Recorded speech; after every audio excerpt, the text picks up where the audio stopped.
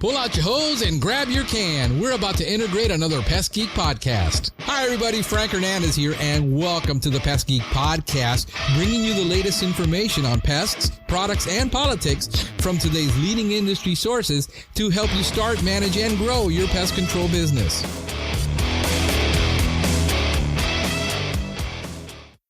Hey, welcome back. Welcome back to this edition of the Pest Geek podcast. I am Frank Hernandez, your Pest Geek, and I've got a very good interview today. The Pest Geek Academy, we're still recording classes. We're still dealing with quizzes and setting up that infrastructure, but that is coming. So stay tuned to that.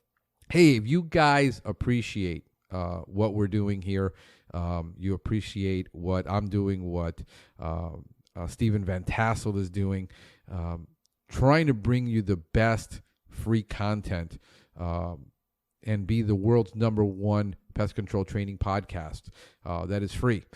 If you enjoy it, hey, would you consider donating, supporting us? It's easy. Just go to pestgeekpodcast.com, hit the donate button, and whatever you feel that this podcast is worth to you, go ahead and support us. We would greatly, greatly appreciate it. Guys, if your phone is not ringing, if you've been on the fence about getting maybe an 800 toll-free number, or maybe getting a vanity number, you're like 1-888 got bugs, or an easy to remember number like 1-800-600-500 to increase the ease of your customers getting a hold of you, contacting you. This is the time you might want to do this. Now, Ring Boost, which is one of the nation's largest provider of these services, came to us and said, hey, would you be interested in promoting this on your podcast? And of course I said yes. What he said is, hey, look, we're going to do a 15%, and if we're going to give you a custom page. So we've got our own page, which is, I'll tell you right now, ringboost.com/pest.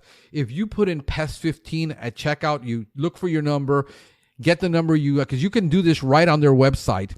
If you use our link and the promo code, which is pest 15, hey guys, you get 15% off. You can do the search right there, buy it right there online. And without further ado, here is our guest. Good. You guys look good. Awesome. And we all have good hair days, man. We're starting to, 2 weeks without a hahaircut. I just, I just go in the room, man. That's nice. I feel like I got that Ron Burgundy going. Yeah, I'm not too worried about, I had to shave, once every 3 days now.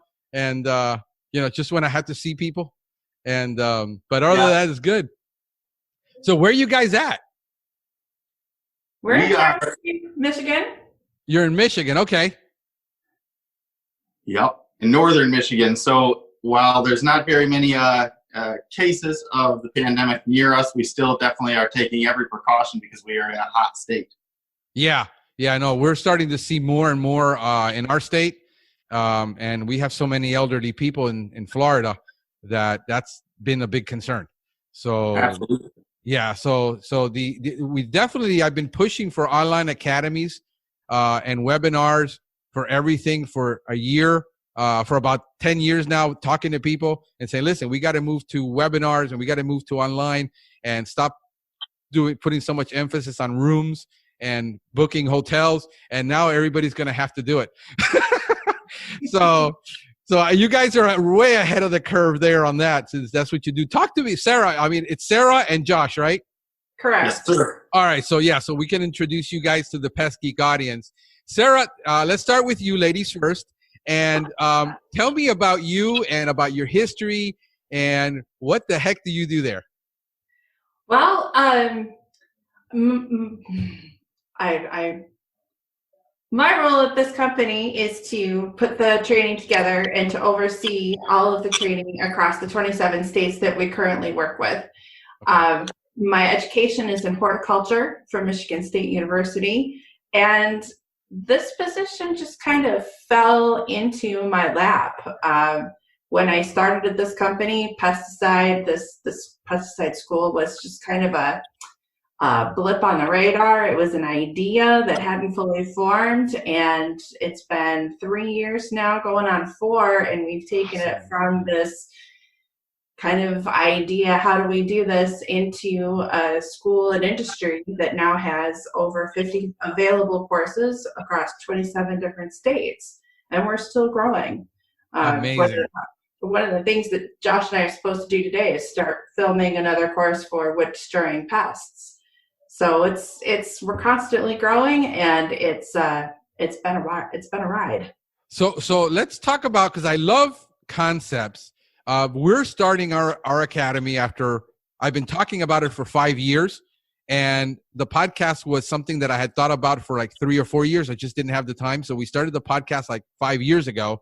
Mm-hmm. And starting an academy is something I've been talking to everyone about, and then nobody's doing it because everybody still wants to have the conferences and the local meetings. And there's a huge market for what you and I are wanting to do, what you've already done. But when did you have this idea to actually do this? Well, that's a better question for Josh, actually. He's the brainchild of the company. He thinks of it, and then I have to find a way to do it. Okay. All right, so talk to me, Josh, about your little your history there, and where did you come from in all this? Certainly, we come from an education background in general. Okay. Construction education is early on in the 90s. That's when we started in 1999, and we are one of the leading providers of construction education and have been for close to 20 years. And about 2016, 2017, Mississippi State University and Gene Merkel, who is their head of the extension program at Mississippi State University, excellent individual. He had the foresight to see what we were doing in construction and building online training for trades people. And that's a whole different realm than really building online education for academics. It's a different realm than building online education for service industries that are used to online. Okay. And so we come at it from a usability standpoint, a production standpoint, where we're building programs for the workforce. And they saw what we had been doing in construction, and Gene called and we talked, and he asked if we would consider working with Mississippi State University in building an online education program for the agricultural world and the pesticide and pesticide applicator world, and doing a quick feasibility analysis of what the market needs were, what the current standing of online education was, and what the demand was. To me, it was very quickly, it was almost a no-brainer. Right. Where we looked at what was available, we looked at the subject matter experts and the foundation for education, and it's there. I mean, it's amazing. Course. Yes. No, we said, go ahead. No, go ahead. Finish your story. Go ahead. I'm more interested in you.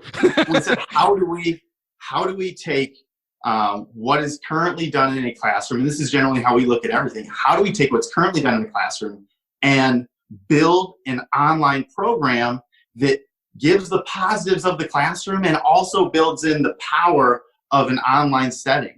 And so all the tools that go into the classroom, which is users being able to talk to each other, people going to having that camaraderie effect. And we said, how do we build the software in order to make that happen online? And we actually do that as well, along with producing the online training for this program. For these programs, we produce all of the software that is used. So we've got a full development staff that says, if someone who is a workforce-oriented individual, whether they have a doctorate degree or whether they really got through high school and started into the workforce, they need to be able to use these programs to their fullest without spending time thinking about how does the program work. It just needs to be intuitive.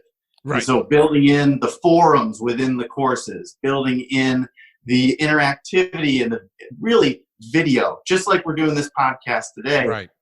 It is content that is invaluable. You can't recreate it, or you can recreate it, but it's really necessary in order to build an audience that wants to learn, an audience where it's easy and they're not frustrated with the technology, but instead they're able to focus on the content. And that's where we come at every production program. Yeah. So the for speaking in tech terms, the UX and the UI, the user experience is what I've always said is lacking with all of the online training, because all of the online training that has been available by different providers is more focused on compliance than the actual learning experience, because it's about getting your CEUs, just getting that, serving your time. Like if you're, and getting from a compliance perspective, not from an entertainment value or user experience perspective. And that's always been my frustration with online courses, that most people say the biggest gripe that I talk in, and I'm in probably about 30 groups. And when I look at what online training, the biggest gripe people have is that it's about as exciting as watching paint dry and water boil. Right. That's the biggest problem that people have. By the way, I got so excited about talking to you guys about what you do that I forgot, what the heck is the name of your company? Certified Training Institute. Certified Training Institute. Okay, because we were like, I usually do an introduction and all this, but we were dealing with the technical difficulties, and then I want to talk to people, and I just totally forget about talking points and all this. I just want to have a conversation with you guys. So totally fine. So yeah, so I love it. So you guys are in, you said 27 states that you now do CEU compliant courses for pest control industry. Okay. By the way, what other? Because if you did construction, what else do you guys teach besides just pest control? We provide training in construction, architecture, engineering, real estate, pest control and agriculture, as well as we have a really awesome program for plumbing as well. We look at industries that are workforce oriented, and we see that they're underserved. A lot of times they're underserved. And what it is there's so many, especially in the workforce world, there are a lot of people that do these things. There are a lot of people who live and breathe these things. They're subject matter experts. But that doesn't necessarily mean that they all want to be involved in the learning and the training and teaching. And so we try and bridge that gap where we make instructing courses really, really easy. We make it fun. We make it something that's not to be scared of. Right. And we bridge that gap from being a subject matter expert who is excellent in your field at what you do, and then providing the tools and all of the compliance items that you were talking about. We view those as that's our world. And so we need to build the systems, we need to build the programs so that we can handle compliance. And all that the person has to do on the other end is learn. They don't have to think about compliance. They don't have to think about how the system works. All they have to do is focus on the content and be able to watch and interact. Because when they're focused on compliance, when they're focused on, I used to call it, and this is if you took online training in the 90s and early 2000s, I call it click to next training. You're just banging through it, next, read, answer a quiz. And we try to build training that is interactive and that it has someone on screen most of the time, at least, if not all of the time, that's delivering a lecture in the same way that you'd have a lecture delivered in a classroom. Right. And that is, it's a challenge. We are learning all the time. We use many, many different production techniques in order to get that, accomplish that task. Right. But it has been an amazing ride. And we've got, through Certified Training Institute, we've got about 130,000 online students. Wow. That is impressive. So yeah, I sit on, and the reason I'm passionate about what you guys do and this is because I sit on the advisory council for our extension service, and I've been on that council for now. And I've been the only pest control company ever invited to be on that council because I'm passionate about training. I'm passionate about education. but I'm also a business owner, and I understand that you have to be having your techs be productive.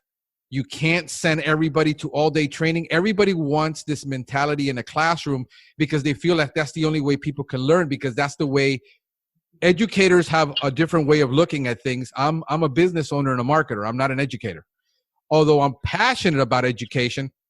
So that's the reason why I sync with the extension service, because I see what it is that they want to accomplish, but they don't have the direction or the vision. So I usually will provide, I'm a goad, I just prick people into action to do things. And this is one of the challenges that I've been saying, that the majority of people are not interested in online training because their experience has been so bad. But then those that are educators that want people to attend, but when I sit around in the meetings and I look at the reality, and we deal with county people, people from actually employers, and he says, they're complaining that people don't go to training anymore, and nobody's going to training. And then I say, and I sat around the meeting and I asked, okay, how many people are you going to send to the training? He says, well, we can't send them. I says, we don't have the budget. So I said, okay, so if we made the classes for free, could you send them? No, because we can't give them time off because we're understaffed. And as the guy running a 1 to 3 person company, I can't send my guys to constant training all day, but I can say, hey, when you're home at night, why don't you take a 1-hour course maybe every day, and then you can get that training. The problem is it's not available in a lot of cases. And a lot of the training that we actually need, which is practical, not dosage training, not how to spray this chemical, the anecdotal compliant training. A lot of the training that's needed is how to actually learn to solve these problems in a way that's in the field, but they feel that they need to be in a classroom to teach it. And a lot of people don't have the time. So there's this stress between the educators saying we can't fill a classroom because nobody wants to come, and the students saying even if it was free, we can't come because a day of production is $600 to $1,200 that it costs us to send a guy to training, plus the lost production that they still have to make up. That's been the struggle. And the other point, the reason why most pest control guys, when I ask the hard questions, when I put them up against the wall and I ask, why do you really want to go to training? It's mostly the owners, because they want the interaction. They want the networking. So small business owners want the networking. The technicians need the training, but they can't send them. That's been, so I don't know which one of you wants to address a lot of those issues, especially from the business or marketing side, but go ahead. It's twofold. I think there's parts for both of us because we have to work as a team. Okay. So the first section that you mentioned was that the slight scaredness to do online training from a state lead agency standpoint in the approval process, because the product in the past was we never talked bad about anything, but it was subpar. There are many subpar programs that were out there. And so the first hurdle that we had to take on was, how do we produce this program with these programs in a way that fulfills those educational needs? And we had to put it in front of the dean of universities, the deans of extension programs, and build the software to meet those needs, especially the networking needs as well. And we did that, and that is one of the reasons we've been so accepted very quickly, is that when a state lead agency who in the past said, no, we're not looking for online training because we don't believe it's quality, all we have to say is, we totally agree with what you've seen in the past, and that's why this program is so important to be created and to be approved. And if you just wouldn't mind reviewing it, we'd love your feedback, and two, we think you're going to be very, very impressed with the leaps and bounds that this has made.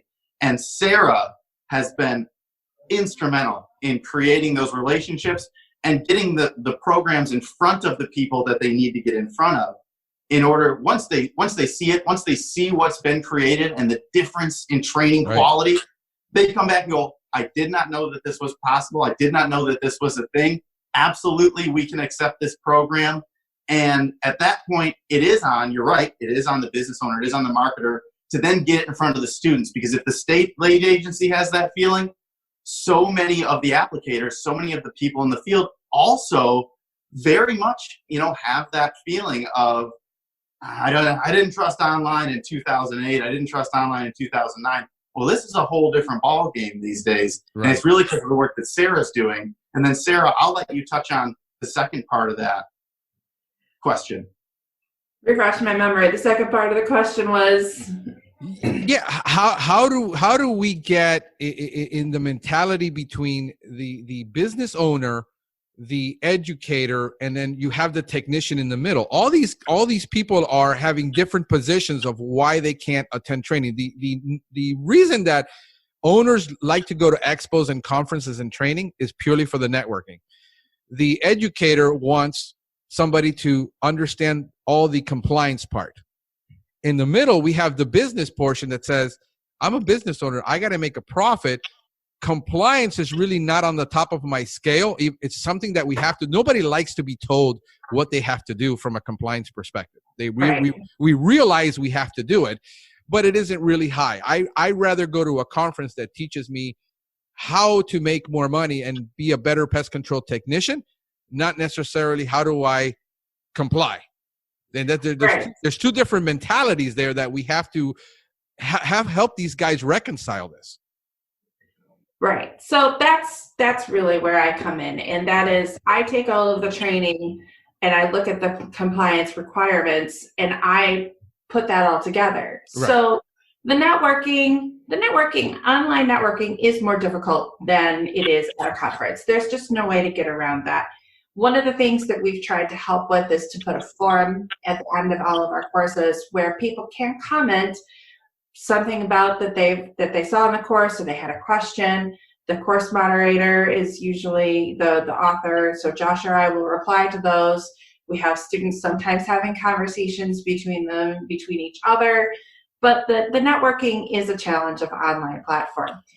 The compliance, however, is a mandate from the state, your state lead agency. You have to do this. There is no way to not have to do that. Right. But we try to make it as informational, entertaining as we can. One of the providers that we have, or presenters that we have, you're very familiar with Stephen Van Tassel. Of course. He is amazing. He's amazing. He's an excellent presenter. His classes are always really well received, and he's fun to watch. And so that's where we try to make the information, some of this information, how to do the math to calculate how many gallons of termiticide you need for this length of foundation. There's not a whole lot of ways that you can make that entertaining, but you don't have to belabor the point either. Yeah. So we move through that efficiently and quickly. We don't belabor the point. We get on to more interesting topics and we try to make it entertaining. The tricky part about filming those courses is that you throw a joke in there every once in a while, and of course when you're in a room full of people laugh. Well, when you're in front of a camera, nobody laughs, and you always wonder, you got to run that laugh track. How that went over. Yes. Sarah said something in there. She said the forum is at the end, and that was she's just one little caveat. The forum is during the lesson. When she meant at the end, she means at the bottom of the page. Oh, so as the lessons are running, as you're viewing a video or watching something on the screen, the forum is always available. And during the actual presentation, we do try to ask that instructor, whoever it is, that subject matter expert, to say, hey, by the way, down below me, literally right down below me, there's a constant conversation. Keep this conversation running. I want to know about experiences that you're having. If you're doing an application, like Sarah was just mentioning, subterranean termites, and you're having to drill through a foundation in order to do a sub application, tell us about your experience. What drill works the best? What products are you using? That building that interactivity, becoming a creator of, that student who's sitting in a class or sitting and watching a training program or working with a training program, for them to be able to ask a question during the lesson, as the lesson's going, just like they can raise their hand and ask a question. And then someone, whether it's the instructor who, boom, that's a pop-up on their phone wherever they happen to be out in the field. Oh, they got a question in class. Boom, they can throw an answer up. Or it's another student who's taking that course and goes, hey, take a look at this picture I just threw up there. This is an application that I did. It changes the whole realm from everyone being a student, every student being a user, to students, I should say, applicators being contributors. And that's something I think you're touching on with the networking. Networking in general is that as more students, as more applicators take these trainings, not only is the conversation minute by minute able to happen right now, but also that applicator is able to look at every past conversation that's happened during that lesson, within the lesson, right, and go, what questions were asked? So many times, and this is a big hurdle for educators in the classroom and online. Applicators, workforce-oriented individuals, some of them ready to ask a question. They'll come right out with it. They don't mind. They don't mind asking 10 questions in a day. But there's lots of other folks who are not comfortable asking a question. And they really rely on being in a classroom with 10, 12, 20, whatever other people, hoping that that person, the next person next to them, will ask the question. And that they want that question asked, but they're a little bit maybe shy, and or they're just not outspoken. And what that tool does, having a forum within every lesson, allows every question that's ever asked to be viewed, understood at the student level.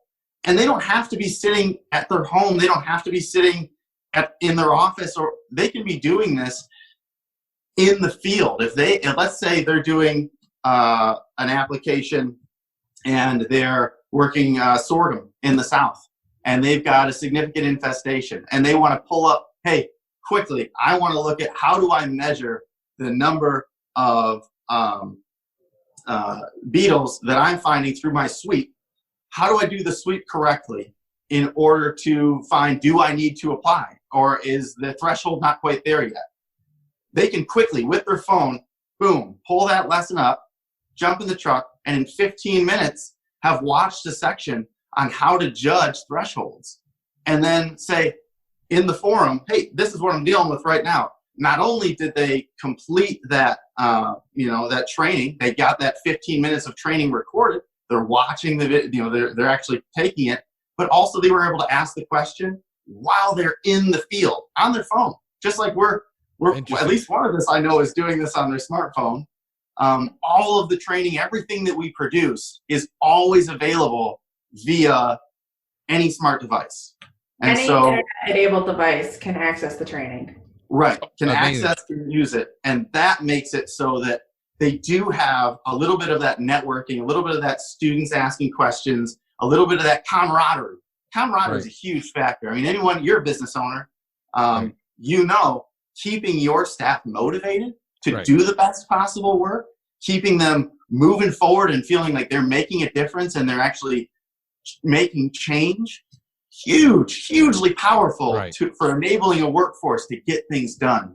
And that's, part of the reason that we build these tools. And when we have suggestions to build other tools, like I said, the full development staff on hand, multiple developers here in the office through the glass windows and whatnot.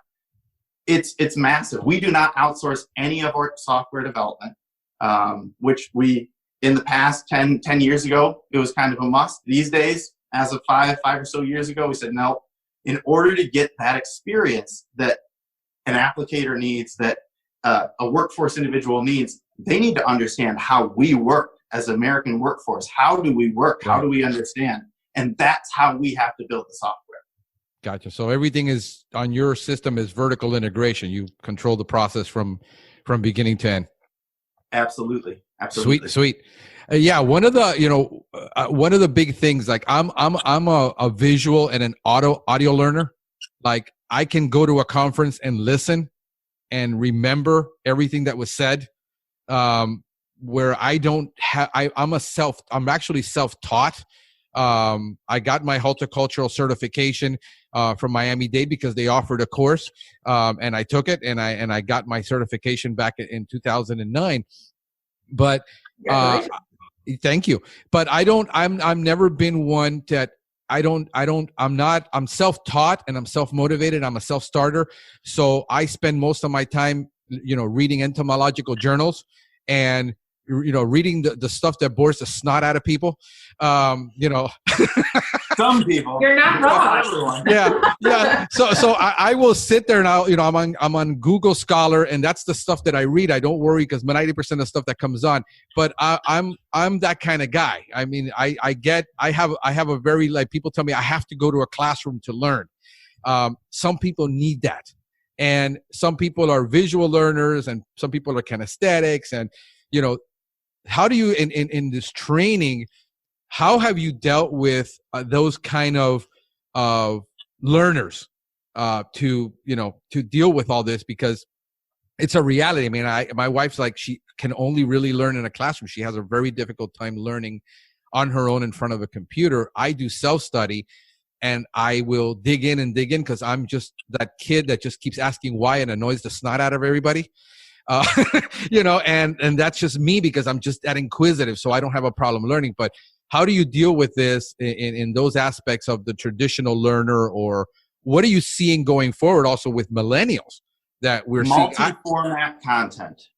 Okay. And Sarah can talk a bit about multi-format content, but you have to provide the content in a way. You're right. There are at least 3, if not an umpteen number of ways people learn. Right. And one format is not going to suit everybody's needs. Right. Some people are going to be able to watch a video. And so Sarah can talk about the production of the multi-formats that we use. We do not just provide one way. Okay. No, the video is really just what we find is the most popular aspect of our training, or the facet.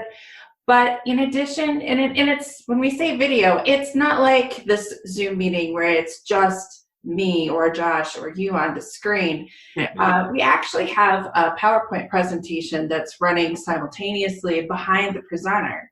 So the presenter is over off to the corner of the screen like this, and all the rest of this information here is relevant to the conversation, what's being talked about, bullet points, pictures, occasionally a little animation that will be going on behind that.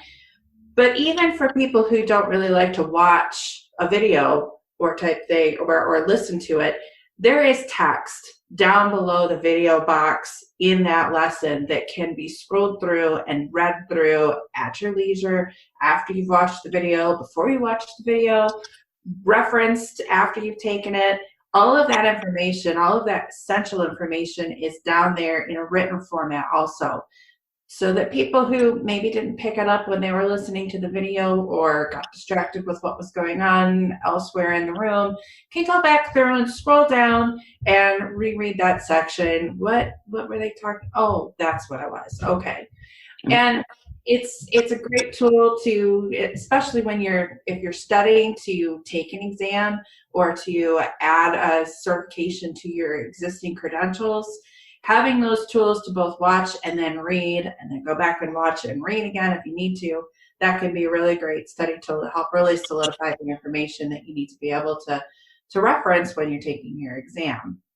And that text is not just text, like you'd read in a novel. It is text that's built from the educator point of view. It's built just like a very nice, colorful textbook. So it's built out where, it's all colored titles and broken into smaller chunks and lots of pictures, just like when you open up a high-end book, a fine published multicolored book. That's how that text is built out. And if they would rather, there's also audio learners. I know a lot of folks. I personally am an audio learner. Right. And so I love to throw on a set of headphones and close my eyes and envision everything that's being discussed. And we really work to make the lessons, every lesson that's being taught, whether it's a narration or a video, conversational. That's something that's hugely lost in online training. It's picked up here, you and I, conversational, But the vast majority of online training, this a lot of times loses the conversational aspect. It loses that discussion point, and where it's not just laying out fact for the student, because so many people, maybe like your wife, don't learn in an online environment that is so cold and hard, fact-based. Instead, they need a conversation. They need to put context to it, and that's the gap that they lose a lot of times in online training, but that we're building in to this online training, is that when a subject matter expert comes in, when a presenter is on screen, we very much, before they ever present on camera, we have a walkthrough where we work together to say what works in a conversational point of view. You want to deliver this in the very same way that you deliver in the classroom. You want to talk about it with using anecdotes, use stories, and then when you have questions, most of the time, the training that's being taught, this is not the first time it's being taught.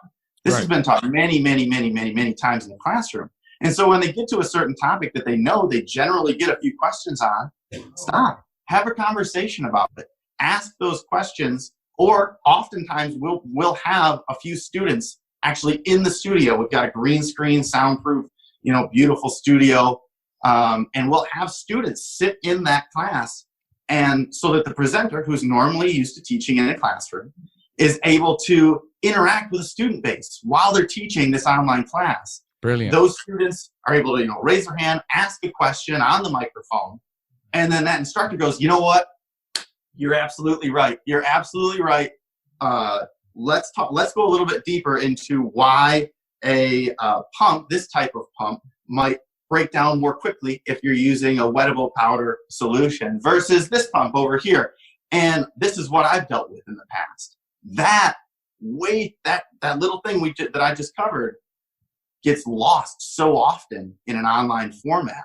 And we have to work as a workforce training, company to build that into online and to use those tools and use that stuff that we see in a classroom. Those are the aspects that really hook into a student who's not used to learning online or didn't do great with a format where they have to just read a page of facts, answer a quiz, read a page of facts, answer a quiz. That doesn't work for me. And if it doesn't work for me and it doesn't work for our student base, then we're not going to produce that type of thing. Got it. Yeah, no, that's been, the death by PowerPoint is also one that I try to, when I present, I usually try to keep like 3 points on a page, because people put like 15 points and then expect you to memorize that entire page. And people who do PowerPoints, like, in 12-point font, a whole article. So it's important that, one of the things that I try to teach people as far as presenting is they know how to teach material, but when it comes to putting even seasoned educators, the amount of material they put on a PowerPoint screen to try for the student to memorize is just, because they know it. They forget that they were once sitting in that classroom. They didn't know anything.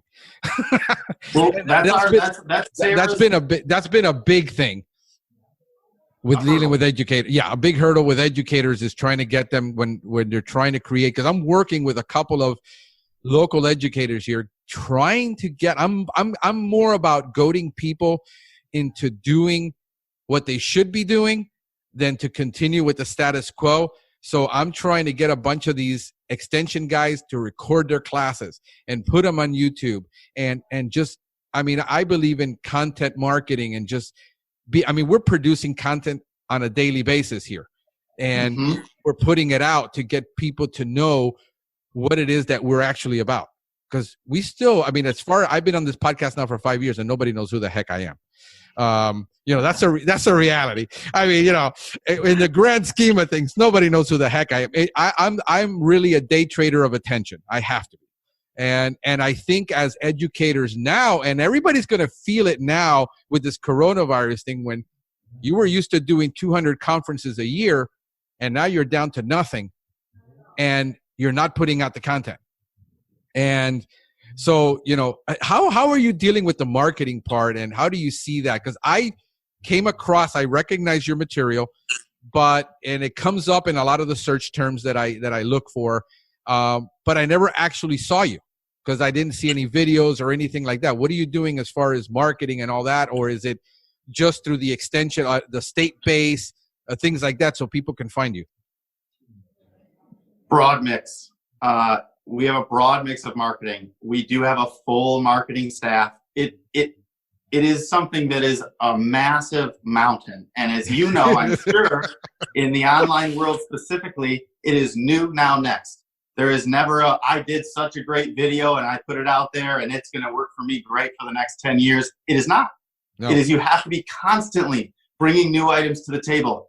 And so Sarah does an amazing job of working with the state lead agencies, working with the people to get it in front of them. Yes, get it approved. Make sure that our systems for once a student completes a training, that it's automatically, we got a big reporting department that reports everything to every state. That is multiple full-time positions, because whenever a student completes an hour, that's got to be reported.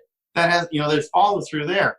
Right. Marketing is another complete department where we have 3 full-time staff members dedicated 100% to marketing and taking the training that Sarah produces with the subject matter experts and breaking down little chunks and getting it out there in social media and getting it out there on, yes, some YouTube. And to a degree, it's just how much can you produce, and not, I need to produce 5 hours of marketing today or a huge mountain of marketing and push it today. It's, you have to have, just like you said, 5 years, a constant stream. And what we're finding is that when one applicator takes our training programs, the next year they have 5 friends who take that training program. And the next year they have 5 more friends. And so within 2 years, that's a 2,500% growth. And it will take years. There is no doubt about it. Right. And we're really working so that we work with the current brick and mortar institutions that are in charge of creating and delivering. We are not looking to take that market. We're looking to provide the tools so that they can. That's why Sarah brings in, and she's constantly in contact, and I'm sure, get ready, Franklin, because I'm sure that we'll approach you as well. You guys want to tank your system, don't you? No. He's already used to working in front of a camera. He's already got subject matter put together. Yeah, right. We're looking for the extension agents who are teaching. We want to work with them. We want to work with the educators at the universities, and that's where the heart of this comes from. Is just us creating a service line, us creating a program and a system that works excellent and fulfills the needs of a ton of applicators, at the same time as fulfills the needs of the educators who are currently doing this, because that's what's pushing this whole thing forward. APSI, we are very involved in APSI, and we try and lend every single time we can lend a tool or we can help in any way from a production and that online bridge of the gap point of view. We do, whether it's for the business or whether it's just because this industry needs to move forward. Just so people know, what the heck is APSI? Oh, APSI, the American Association of Pesticide Safety Educators. APSI. I did not know that existed. It is a very, very powerful, I don't know, I'm not going to overplay it, but a powerful organization where all of the universities, the state universities, land-grant state universities, have extension programs that are members of APSI, and it's the way generally it's each year. I don't know how this year is going to work. We'll see. Where everyone from the state land-grant university world comes together with the state lead agency world, and they come together to decide on what is happening in the pesticide safety education realm. And they work with the EPA. They work with, all of those entities are generally there. And we are one of the I think we actually are the only online educator who is involved and taking a very, very proactive standpoint and working with those universities to produce this education. Got it. Sweet. No, that is amazing. One of the things that I'm looking at is I'm looking at the future. I'm looking at iGeners, the next generation. I mean, most people that start in pest control start between the ages, or used to start between the ages of 18 to 25. That's the 50% of people that get into pest control. All my numbers tell me that.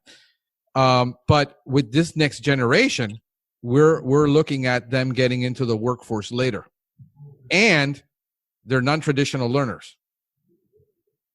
And I'm looking at how are we going to impact the high schools to start putting those seeds of alternate careers that they don't even know about, like entomology and pest control. And seems to be a shift with iGeners to a lot of what you teach, which is plumbing, the traditional trade jobs, because they don't want to go and get $150,000, debt for a degree that's not gonna, in classical, I guess, music, when they're not going to be able to use it for much.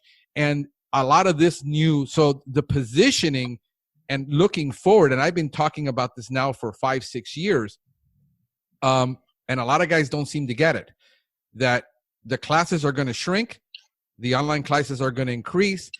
And what do you see in that? And do you agree with me, or what is it that you guys are seeing with that for that future?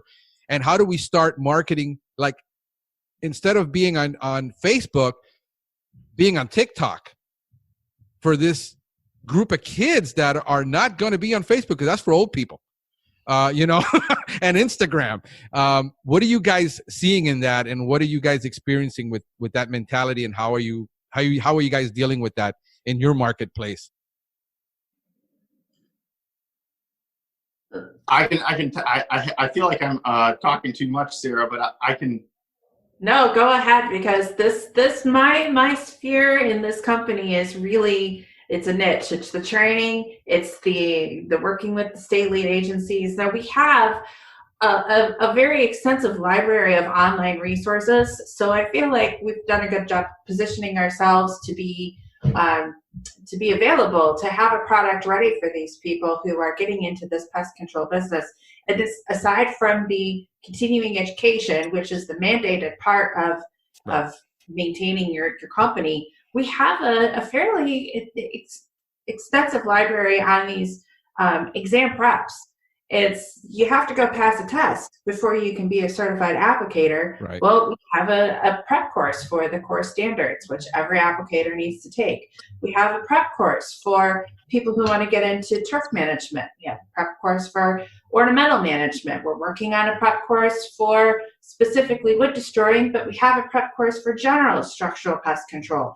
So we see that need and that demand for that training to become to get into these alternate careers, and we're putting it in place.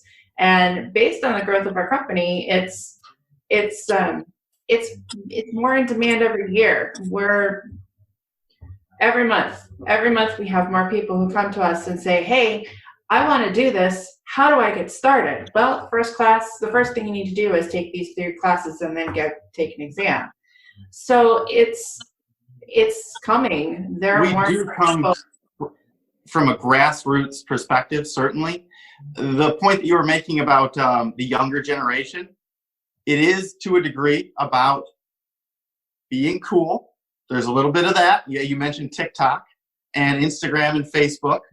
And yeah, you're right. Facebook is, continuing to be a tool we use, but it is slightly for the older generation, it seems, and Instagram for the the mid-range. And then yes, TikTok is so young that even I am just exploring it with my 4- and 6-year-old. The marketing team in general, we would not be where we are as a company without being able to entice via excellent marketing. And what that is bringing in folks who aren't necessarily subject matter experts in any particular trade, but instead they come from an art background. They come from a marketing and artistry and design background. And actually what we've done with that, the progress that we've made in building cool ads, it's not just ads, it's the wrong term, but in right. Cool content that a young person can get a hold of and go, "Oh, hold on, I never actually thought about, that's a really good job. I could actually do that as a career. Right.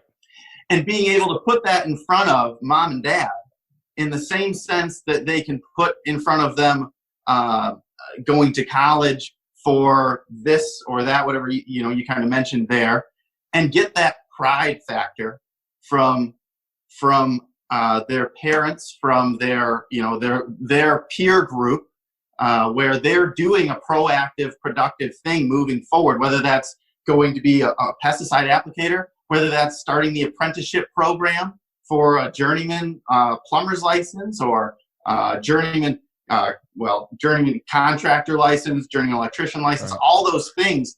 It is absolutely a constant battle in solidifying the legitimacy of entering the trades. And so the only way that we can do that, you can't do that by being always about the old school and just you have to do it. Instead, you've got to create content that is engaging and that can engage that younger audience. And the things that we learn in that engaging marketing, advertising, art world, we build them into the courses. That's what ends up happening is we'll do a really cool product, a really cool production for a piece of marketing content, and then we'll go, you know what, hold on. Actually, that could get used in a class. Like that technology that we used for using drones to sweep over field row crops or that, something like that. We should be using that in the class. And then we build in what works into that classroom content. We are not just using a studio only and producing lecture style training. My favorite, I think one of the questions that you had on our list was what is your favorite part of our position? What is your favorite part of our job? My favorite item so far, and I can still mark it in the book as like the favorite task I've done, is going down on-site filming and going to large row crops in Mississippi and actually working with the farmers and working with the applicators who are doing research on these fields and doing on-site education. That is the way that you build this for the younger crowd, crowd of people, is you go, what are we actually doing here? Let's get this thing on site. Let's go, you know what, we've got a significant infestation in this building. Let's do this thing. And Stephen Van Tassel is another excellent on-site filmer where we go, you know what, we've got a heck of a building here. It's not huge, but if you can see behind me, are right on the edge of a wetland. Okay. I'll open my thing. Maybe it might blow out. I don't know. But behind me is a wetland. And so we do have considerations for what products we can use. And how do we make that cool? And how do we make it real? And how do you make it something that a young person who's 17 years old that's looking at college and going, man, I'm not 100% what I want to do here, but I really know that I like bugs. I like working with bugs, or I love snakes and reptiles, or I love rodents. I like to work with them, or I like the idea of having that be part of my career. What kind of careers are available to me? Well, control and application absolutely is available to them. And we're bridging that gap. That definitely is where we are building it so that anyone who's in the aging generations can use it and use it wonderfully, but that it's interesting to the younger generation. And it's a constant fight. It is always evolving. Yeah, no, and especially with the attention spans getting shorter, that's been, we've experimented with videos where it all depends on what we put out. We can have a 1 hour video, and then we can have a 1 minute video, and looking at, how dynamic that was and who was actually the demographics of who actually watches it, So it's a very tough thing that you guys are doing. I mean, it really is this is why so few people do it. I said, I've been trying to do it. We've been involved. I've been involved with training and education for a long time. All the pieces, the 1,037 pieces that have to come together to do what you guys do, from the compliance side, what Sarah does, to the marketing side, to the getting people interested in what the heck you're doing, which is very tough because they're very standoffish to do it. It's very, very tough. I mean, it's what you guys have been able to pull off is really, really amazing in this sphere that we don't consider this exciting, because nobody's really like, oh, this is so exciting. I'm excited about it. You know, I can see you're excited about it. You're passionate about it. But most other people just aren't. I mean, I'm talking to, you know, entomologists and saying, hey, you know, put your conferences on video, you know, record them and put them on. Yeah, but, you know, I'm afraid of being in front of a camera. And I'm like, dude, you're in front of an audience. You know, what are you talking about? Just put the dang content out there, because there's a lot of good material that should be out there that isn't necessarily part of a course that you have to take, but it's really cool stuff. And nobody's really like, I've been having conversations with Steven about, listen, you need to put more videos out. You need to put, he writes books. He's a prolific writer. I mean, the guy writes. Oh, yeah. I mean, the guy, yeah, he's just, but I said, bring it to life, Steven. Put it on a video form where that audience who enjoys a video, who's never going to read a book because they're not a reader, his material is extensive material. It's, you know, that stuff that I read. But I said, put it out on video, dude. Put it out on audio. You know, he's on the podcast. You know, let's kick this up a notch, you know, to that you can get it out there. So I'm encouraged by what you're doing. I hope that other people that are manufacturers, reps right now that aren't doing this stuff in their context would get more excited about doing it, because it is possible, but it is a lot of work. I mean, it isn't to downplay it and say, oh, this is easy because we got a camera and webcam. And no, I mean, it's a lot of freaking hours of work I put into, you know, it's about my class. It's usually 1 30-minute class, could be anywhere between 8 to 24 hours worth of work. Oh, yes. Thousands of hours in creating this. And I agree for a 30-minute class. Yes. The producers of, and what we call it after, the stakeholder group, and getting them involved in production of these training programs is definitely on Sarah's radar, and something that she does a really good job of reaching out. Yeah, tell me what it takes for you to act when you're having a conversation. Take me through that process, because I think this will be eye-opening for a lot of people who don't understand how difficult it is to work with government, to work with educators, and then work with trying to market a good product. What's your process like on a daily basis to how long does it usually take to get, when you start this conversation with maybe a college, to actually getting something produced? I mean, how does that work? Go ahead, Sarah. Well, it's been kind of a challenge on a lot of fronts. And where we've had the most success is we don't call the college. You know, you don't call the dean. You call a person. Okay. Identify one person who says, you know, I think I might like to learn more about that. There's Jolene Hendricks, who was formerly a colleague of Stephen Van Tassel's. I ran into her at an APSI meeting, and I said, hey, how would you feel about maybe putting some of this training online? You know, Montana, they go through some of these, they have long winters in Montana. You in Florida, you probably don't know what a long winter looks like, but you know, we in the north have snow from anywhere from November to April. It was snowing this morning. Wow. Here in Traverse City. Yep. And that can cut into a lot of available training time. So I looked at Jolene and said, hey, what do you think about putting some of your training on online? And she said, you know, I think that would really work, because we have people who have to drive for a whole day to get to where the training is, and then spend 3 days or 4 days or 5 days in a hotel, depending on how many trainings they're going to have, and then take a whole day and drive back. Whereas if they could do it online, then it would save them, you know, hundreds of dollars and days of time. Yeah.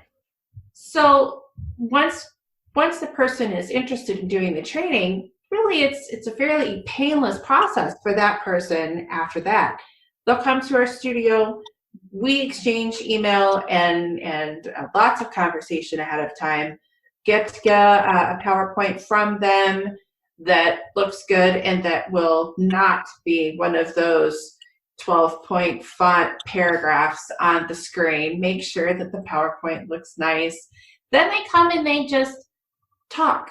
They give their talk. about the training that they've put together in front of a camera. And it is a little different when you're in front of a room versus when you're in the camera. That little red light goes on, and sometimes all the words in my brain just fly right out. And I have to take a minute and say, okay, do-over. But that's the nice thing about video, is that you get do-overs. If you stumble over a word, you didn't just fall on your face in front of 50 people. You just go back to the beginning of the sentence. And we have a fantastic editing team who takes out very, very raw footage of yours truly and splices it together. And I actually come out looking like I know what I'm talking about. It's fantastic. The pre-work, she's underplaying the amount of pre-work that she puts in, which is a lot. Yes, that's what I wanted to get, because I mean, when you start a conversation with anybody of this nature, you get a lot of no's. You get a lot of no's. You get a lot of, I don't know about that. But it's, nobody says yes the first time. Right. If I were to say, hey, Franklin, how would you like to take and put one of your videos online?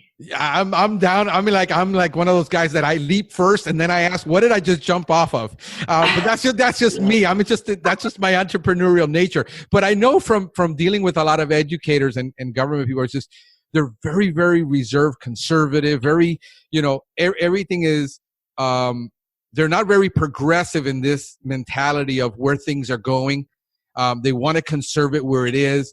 And then there's also the issue of they're concerned about what they can say and the legalities and all of these issues that I've had these conversations. What if I, say the wrong thing? Then they got to get releases from their universities.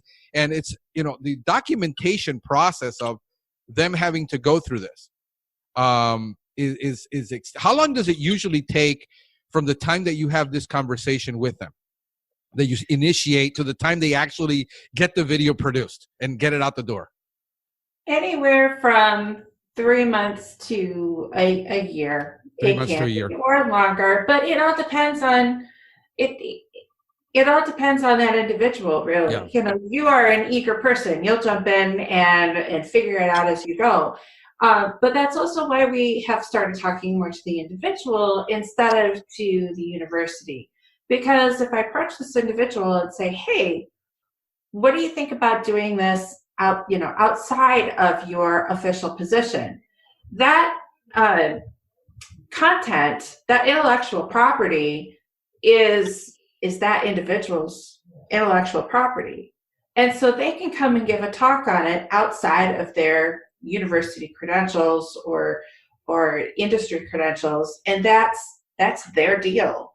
Got it. And so we've tried to eliminate as much of the concern and the red tape, and it's just come to Traverse City, talk about what you know in front of a camera, and we take it from there. They don't have to worry about doing the editing. They don't have to worry about putting it together into this polished package that the applicator sees.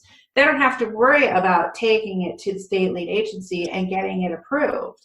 That's all stuff that I handle, that we handle as the company. And that's beautiful, because a lot of people don't want, that's where they fall short. They know their material, but they don't have a platform that they have to create. Like, I got to create my own platform.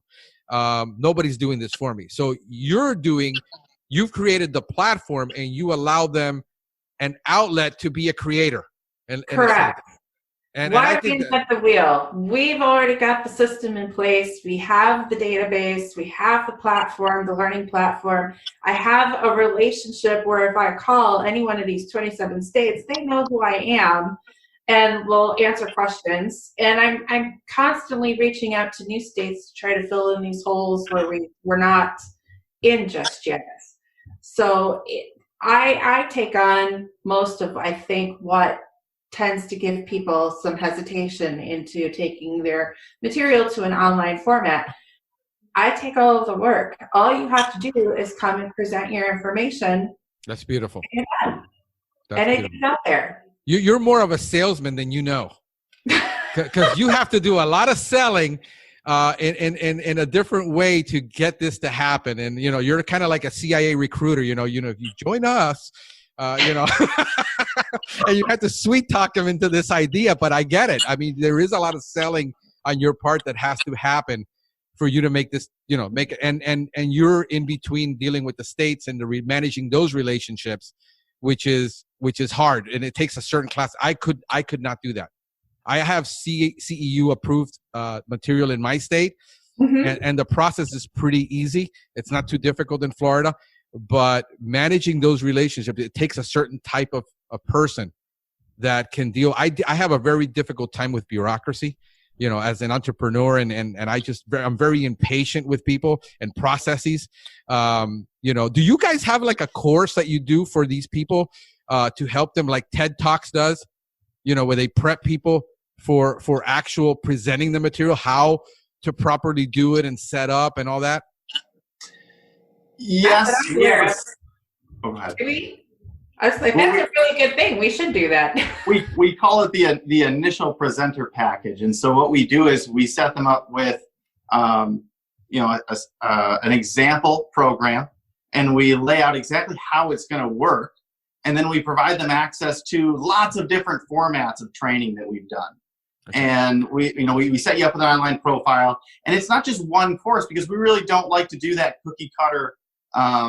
This is what it's going to be. This is how it's going to work. You need to come in and do this. Instead, we go, take a look at these 5 presenters. Take a look at these 3 presenters. All 3 have very different styles. The filming production was different also on them. What is going to meet your needs? For Stephen Van Tassel, you're right. He's a prolific writer. He is an excellent presenter, and he's very, very charismatic. And the way that he presents training is by far and away different than how maybe Gene Merkel from Mississippi State University, who comes from a background of being a Methodist minister, different presentation style altogether. And so the pre-work where Sarah works with them, and for that 3 months that she talks about, it just goes by like nothing. It's a lot of work. But they send in, how do they do it in a classroom? First thing we want to cover is, how do you teach this in a classroom, and what materials are you using? And we look at those and we go, how do we translate that into online? They'll send us a PowerPoint that they've been using in a classroom, or maybe it's not a PowerPoint, whatever presentation material they've been using. Sarah will look at that material. Behind Sarah, or not behind, but we have a production staff that's not part of necessarily the administration of Pesticide, but from an online education production in general. We have 3 full-time staff members who are just in production of materials and production of education that's outside of the film crew. And they look at those materials, and Sarah looks at those materials and goes, all right, let's, for that 3 months, or, some folks are ready to go right now, and they're like, what, I can be there in a month. Can you be ready for me? Okay, that puts a little bit more on us. We can do it, definitely. Right. The answer is always yes, because you and I are very similar, very impatient, and ready to move. And so the longest part of this is, how long does it take that presenter to put their material together? Exactly. That's the first step. Once that material is put together, it all happens very, very fast. And it's a time of, okay, your material's put together. How soon can you get on a plane? Okay, when can you be here? And then from there, it's probably a week to 2 weeks before we have everything edited, depending on our backlog of editing. But we can have it together and ready to send out inside of 2 weeks' time after it's been done filming. So the first hurdle, which I think is where most people get tripped up, is putting together material to be presented. Well, a lot of times for these educators, they already have the material put together. Right. So that first hurdle, what's perceived as that first hurdle, really isn't a hurdle. It's just getting their information to me and then saying, okay, here we go. Let's look at this topic and that topic and this topic, and when can you come?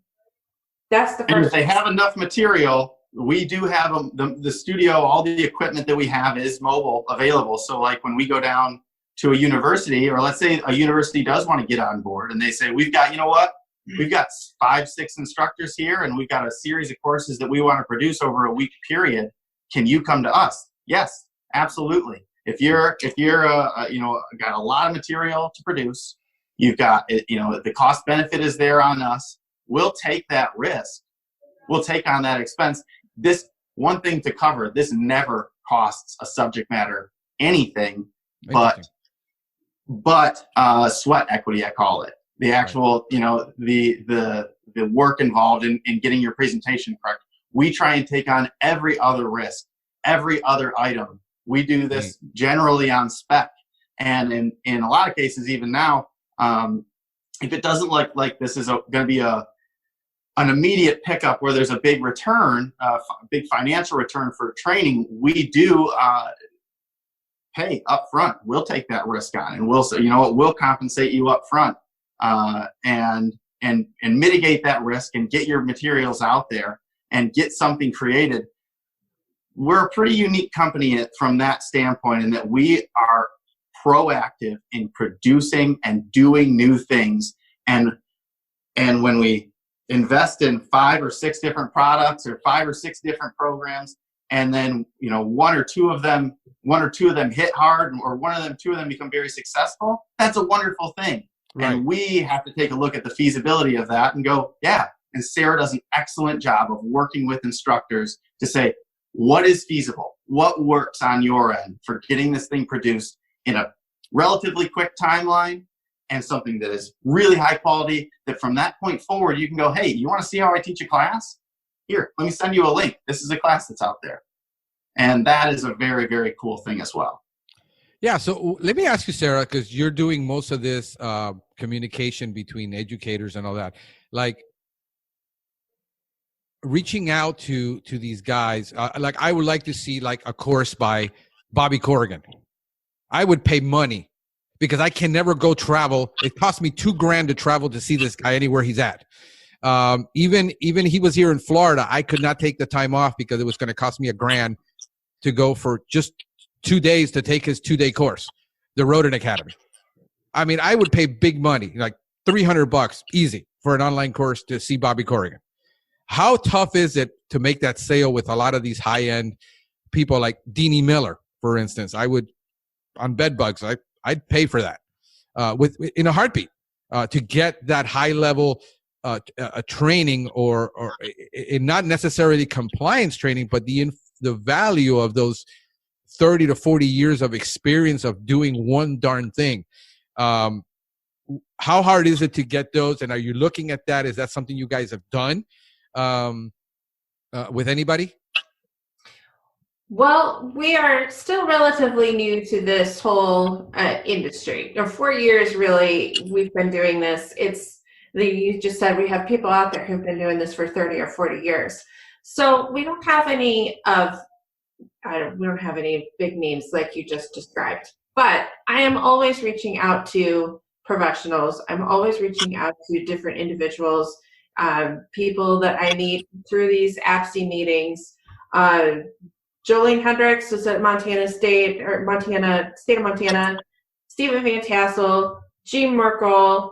I'm working with a forest educator out in Pennsylvania, trying to bring her on as a new educator. I would love to have a conversation with you about putting some training material, taking that material together. It's always building. We're always looking for new instructors. We would love the opportunity to talk to some of these people. And until we have an opportunity to talk to them and say, hey, what do you think about this? Then the answer's never no.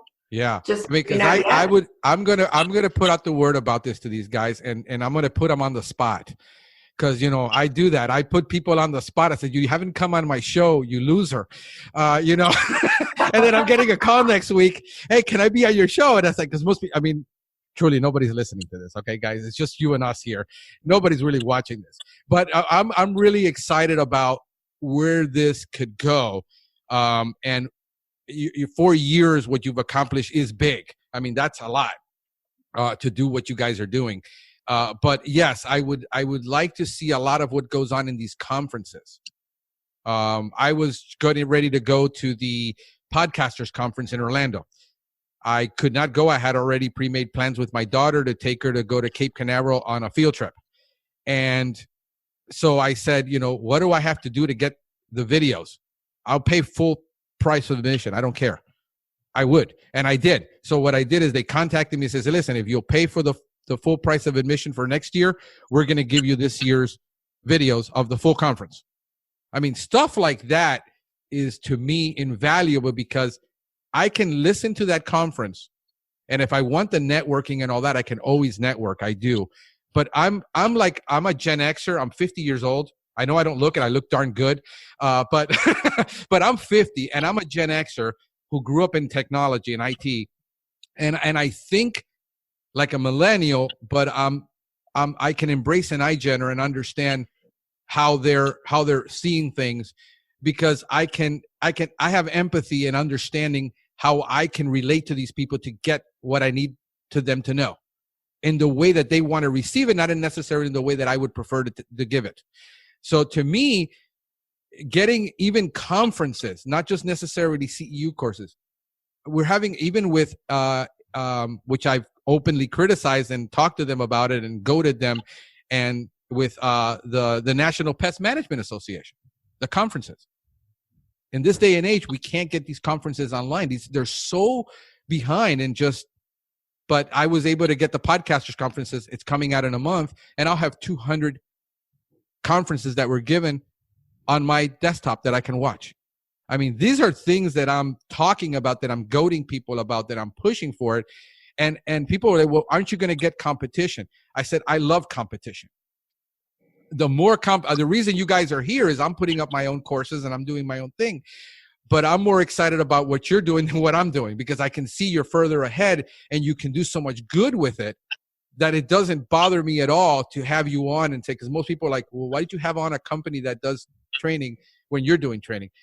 Guys don't get it, how I'm wired, that it does not bother me in one bit. I'm more excited about what you guys are doing because I'm in an infancy stage, and this is great for everybody. And this is great for what you guys are doing, but it's great for the industry. It's great for that poor guy who works for a solo operator who he's never going to send him into a conference. Right. And that's where my compassion for people and my empathy that I have for understanding where I was 13 years ago, when there was no training available and nobody would train me, and I had to train myself.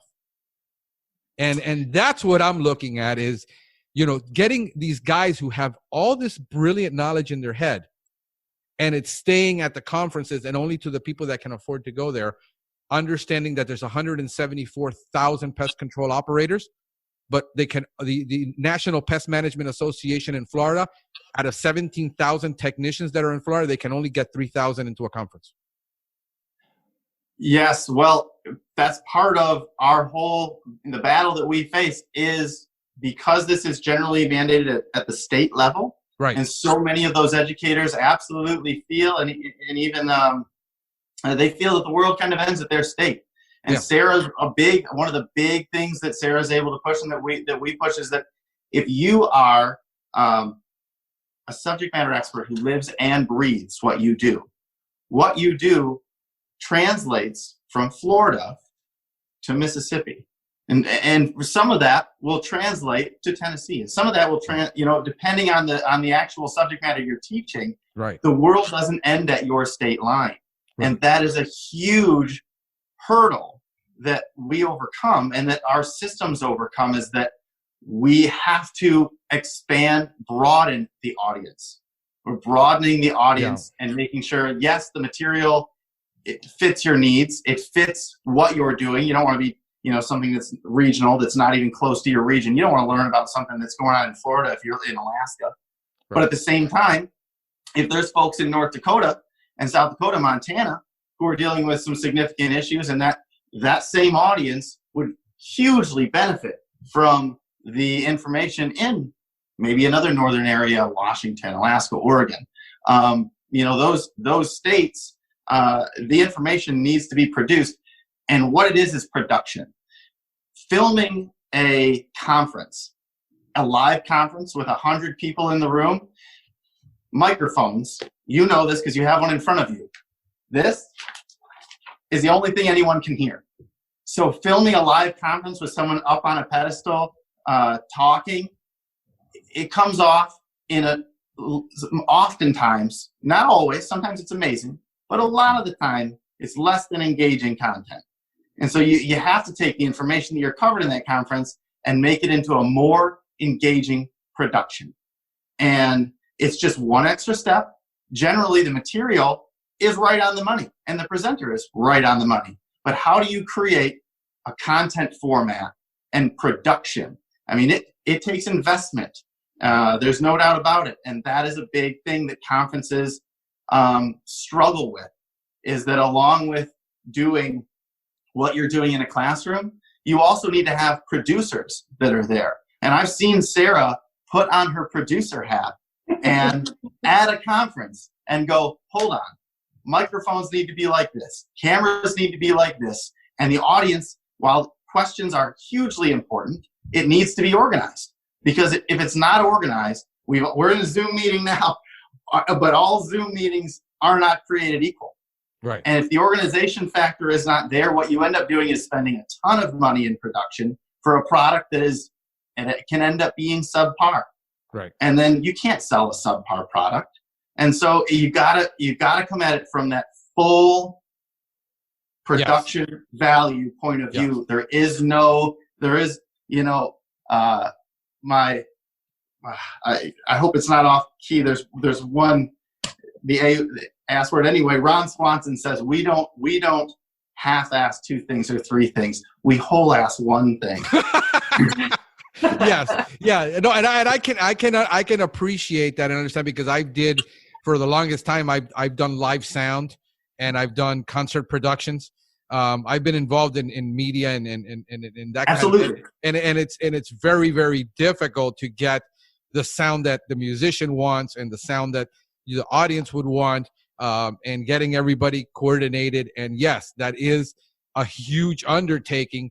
But what they're going to learn in the next, what I've been telling them about, is in the next 6 months, when you have no conferences going on, that you build in that infrastructure. Now they'll start investing in that infrastructure because they realize what's going to happen the next time we can't do a conference.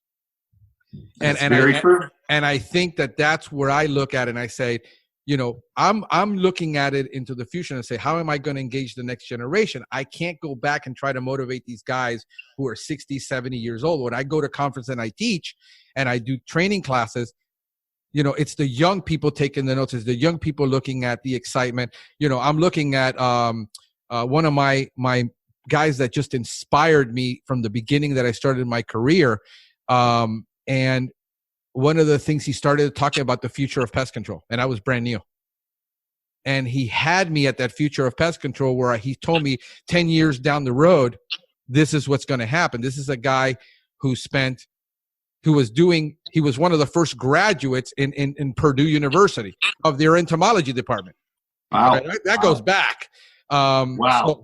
So when he starts 50 years of having this experience and he starts talking about the future, and I'm a new guy sitting in a room and all these old guys are shaking their head going no, because they're not interested anymore. They're done. Put a fork in them. They're just waiting. They're going to retire and their B&G is going to be put on a mantle somewhere.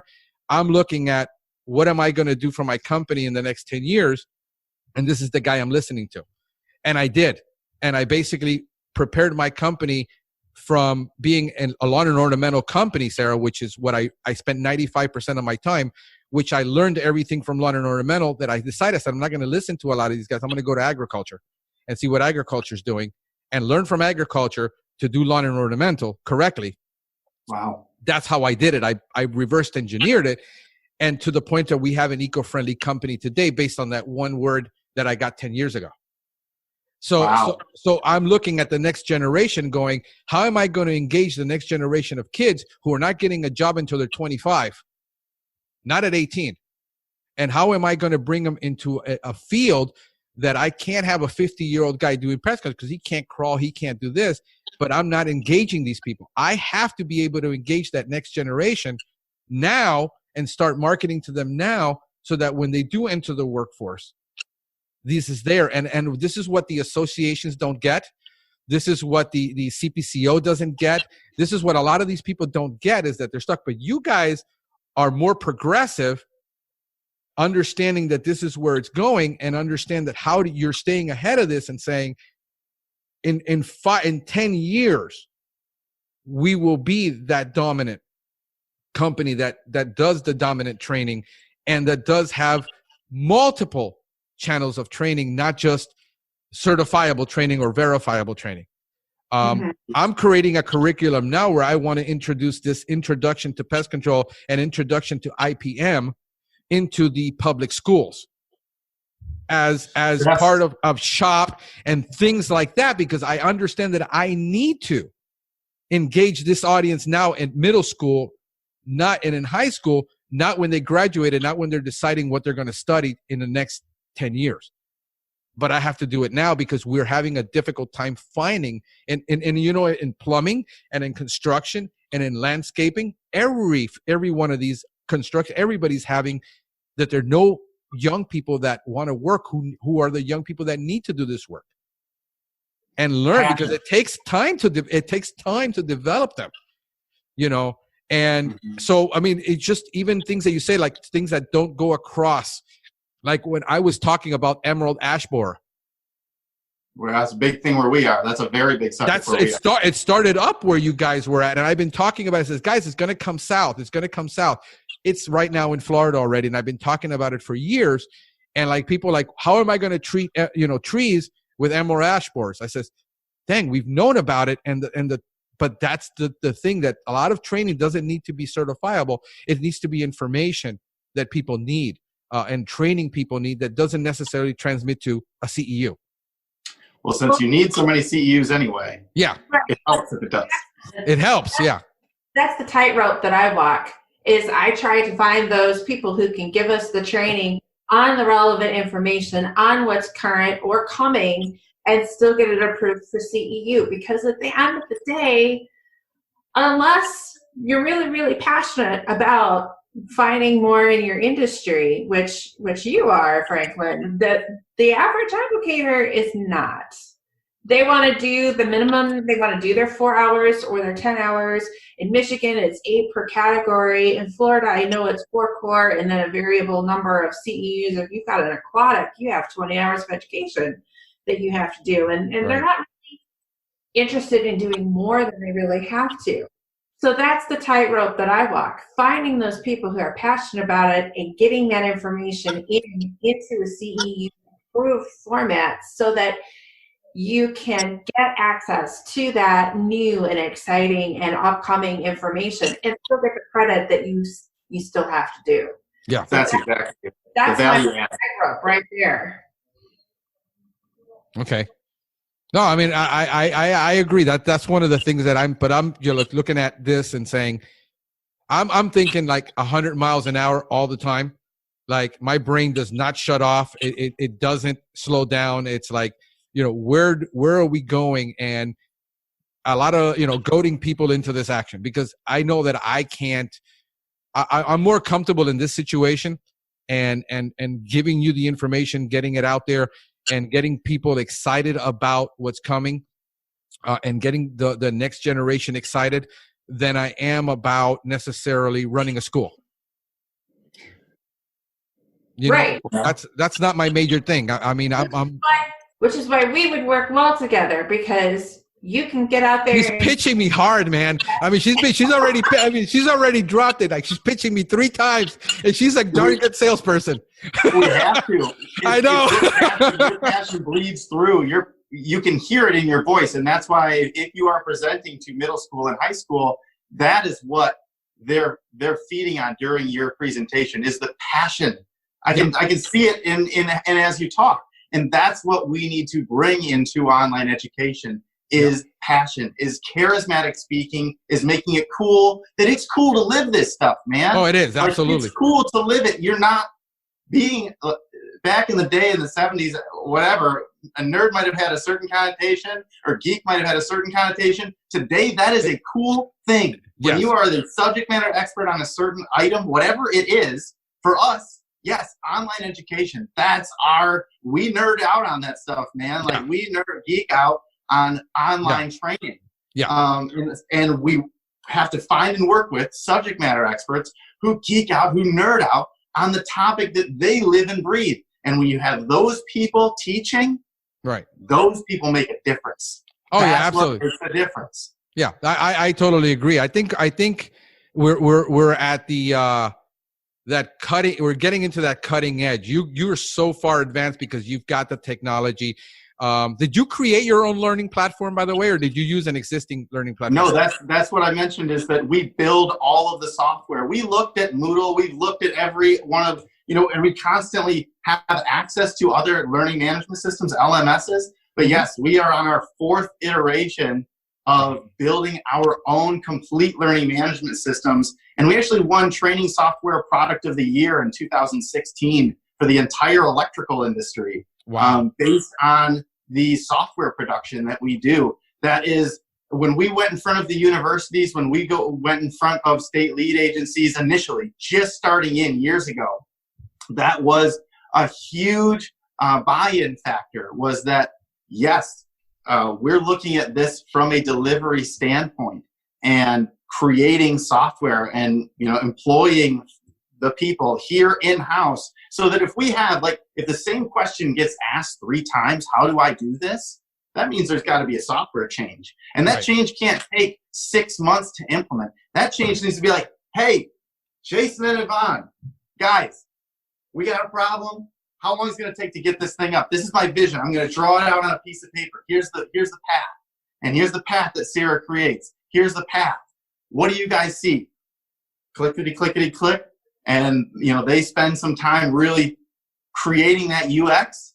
Right. And then within a week, we're able to, change the path for the user in a way that negates that need for a question. Because if someone's asking questions, then they're not focusing on content. If they're asking questions about the system.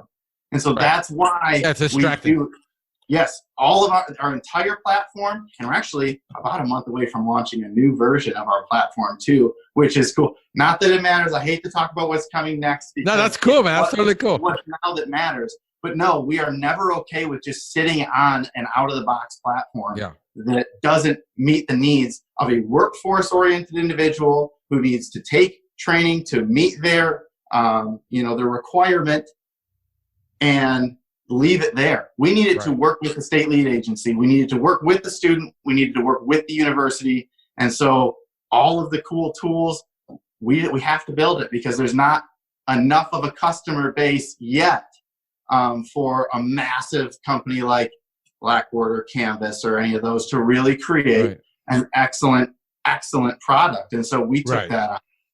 Yeah, we're learning that because I'm helping my buddy build his online school where he's putting on he teaches English as a second language, and he's done, definitely. Yeah, so he's done ESL for 30 years, but he's got a really unique method that he's developed.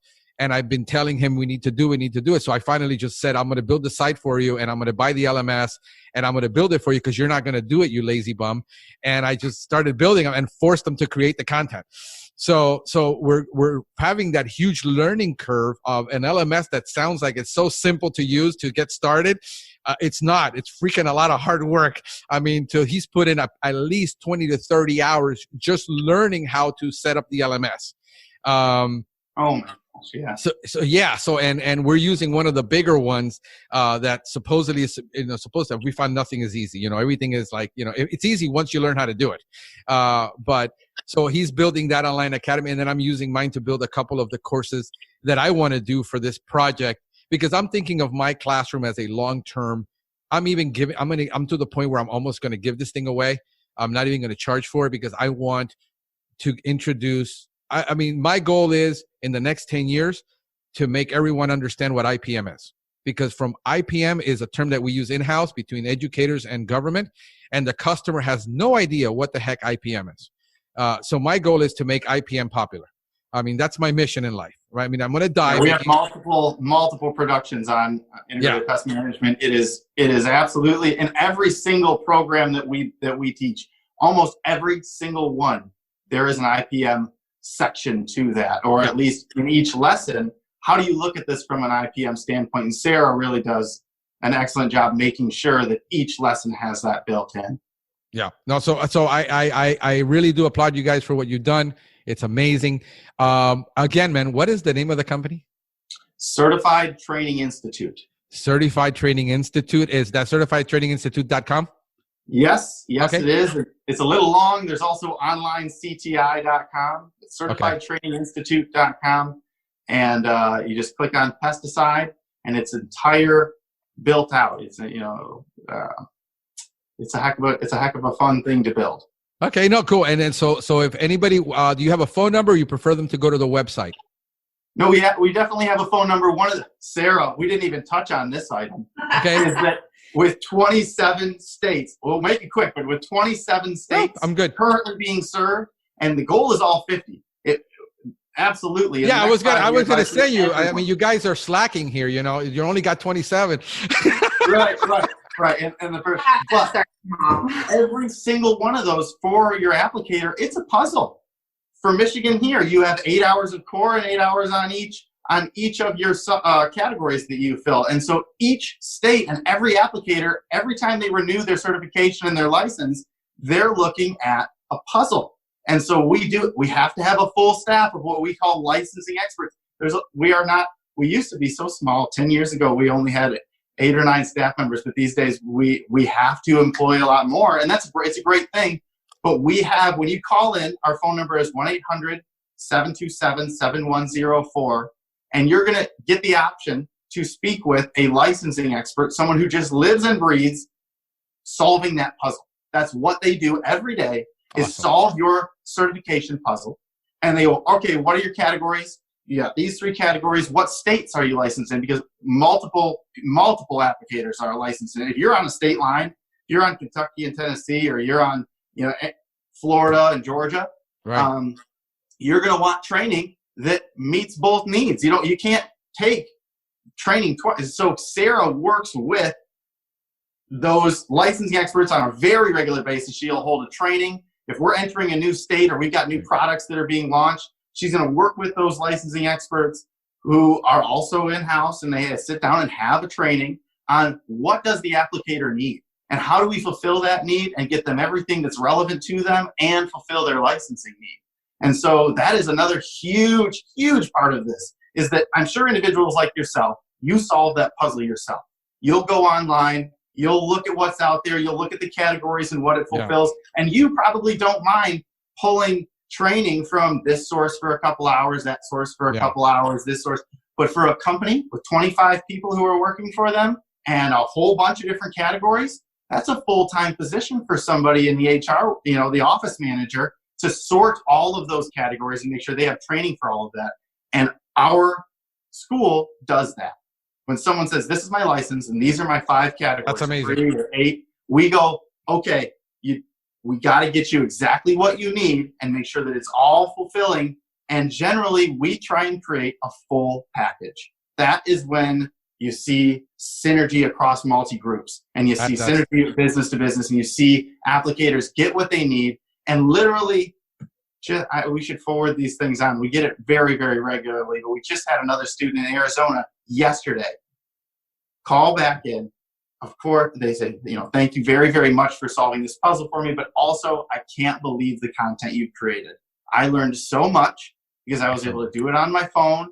I was able to do it when I want, and I could learn at my own pace. And this was right on with what I needed to know. And Sarah gets those calls from students, from early learners that are studying for their exam. But we also get that same thing. Sarah, who was it just yesterday or 2 days ago that got a hold of you? I think it was for Beth.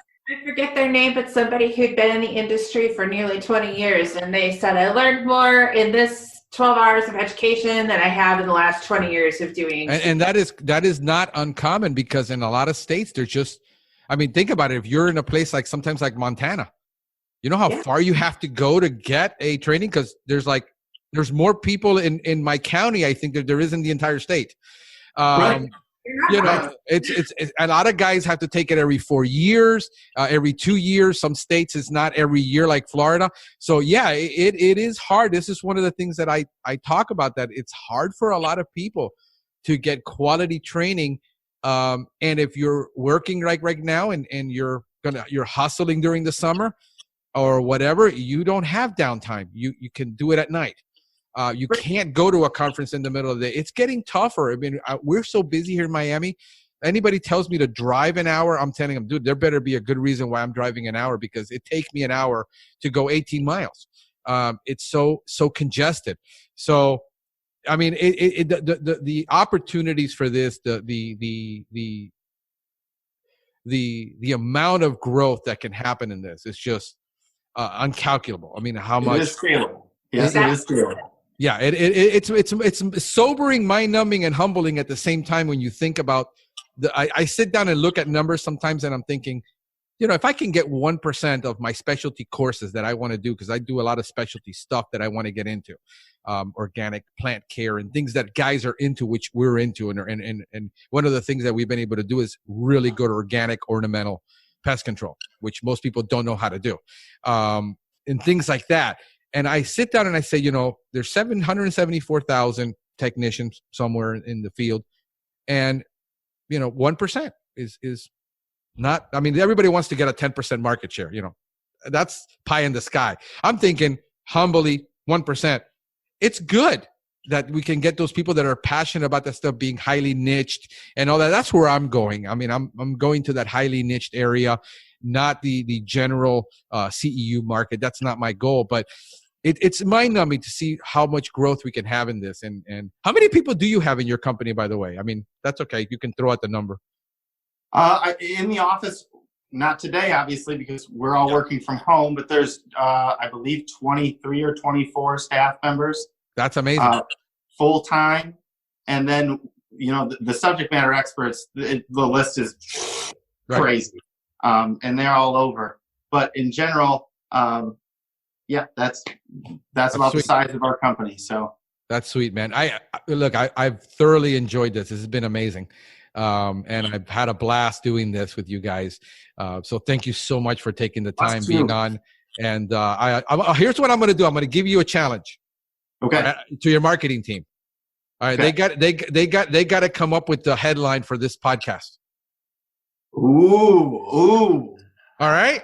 So you guys get to choose the SEO for this and the headline, how we're going to market this webinar podcast. So there you go, man. I think they can do it. They're up to that challenge. Yeah, so that'll be fun. Okay. All right, man. I appreciate you guys for being on. Thank you so much. I hope I didn't take too much of your time, because I can talk for 3 hours, 4 hours about pest control. We did 2 hours, no problem. But all right, Frank, thank you very much for having us on. Sarah, thank you very much. Thank you, ma'am. Franklin, thank you. Thank you so much. It's been a pleasure. Look forward to talking to you guys soon. I will see you next time. Yeah, we will. Next time. All right, dude. All right. Thanks, man. Bye, guys. Take care. Thank you for listening to the Pest Geek Podcast. If you have enjoyed the Pest Geek Podcast, please give us a rating, write a review, or subscribe to the channel. You can join the Pest Geek Society by visiting pestgeekpodcast.com. Thank you for listening. See you next time.